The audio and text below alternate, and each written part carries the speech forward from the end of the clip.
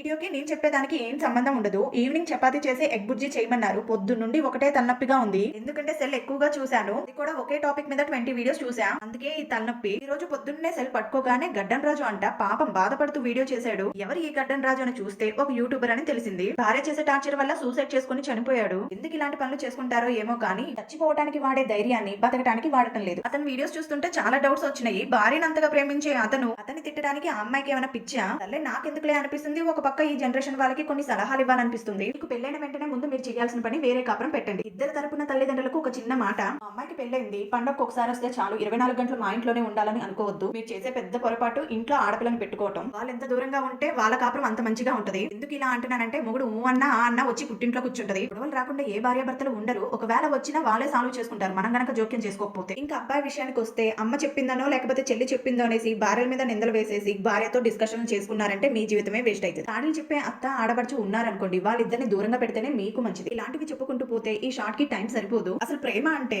నువ్వు నాతోనే మాట్లాడాలి, నువ్వు నన్నే చూడాలి, నా ఎదురుగానే కూర్చోవాలి, నువ్వు నాకు అన్ని చెప్పి చెయ్యాలి అనే దాన్ని ప్రేమ అనరు. మొదట్లో అలాంటి ప్రేమ బాగానే ఉంటది, మెల్లమెల్లగా అదే టార్చర్ అయింది.